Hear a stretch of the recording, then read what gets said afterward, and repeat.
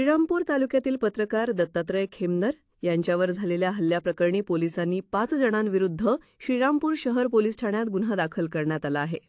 पत्रकार दत्तात्रय खेमनर यांनी दलित महिलेवरील अत्याचार प्रकरणात दाखल गुन्ह्यासंदर्भात काही बातम्या प्रसिद्ध केल्या होत्या।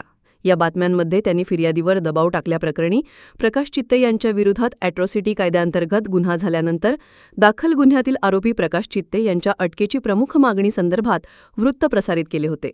याच वृत्त प्रसारित केल्याच्या रागातून 30 जुलै रोजी खेमनर यांच्यावर काही लोकांनी प्राणघातक हल्ला करण्याचा प्रयत्न झाल्याचा आरोप खेमनर यांनी केला होता।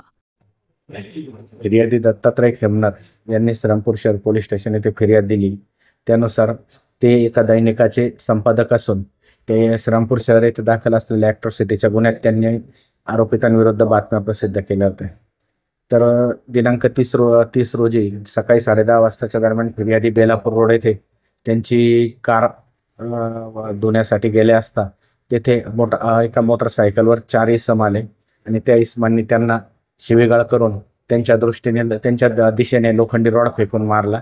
अशा फिर्याद दिल्याने त्यावरून श्रीरामपूर शहर पोलीस स्टेशन येथे फिर्याद दाखल करण्यात आलेली पुढील तपास चालू आहे। हल्ल्याच्या 3ऱ्या दिवशी पोलिसांनी रत्नेश गुलतगण, मनीष मुथा, रोहित शिंदे आणि सावकार अमोलिक या चौघांविरोधात श्रीरामपूर शहर पोलीस ठाण्यात पत्रकार संरक्षण कायदा आणि भारतीय न्याय संहिता कलमान्वये गुन्हा दाखल केला आहे।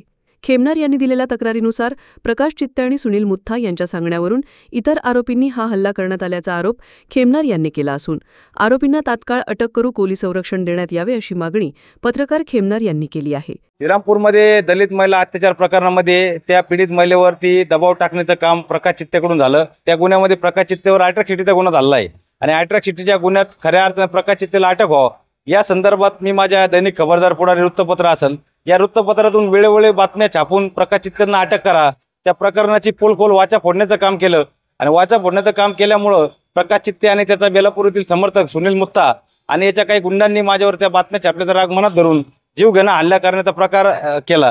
त्यामध्ये सुदैवाने मी बचवलो, परंतु त्यानंतर मी श्रीरामपूर सिटी पोलीस स्टेशनला गुन्हा दाखल केला, विविध कलमान्वये गुन्हा दाखल केला।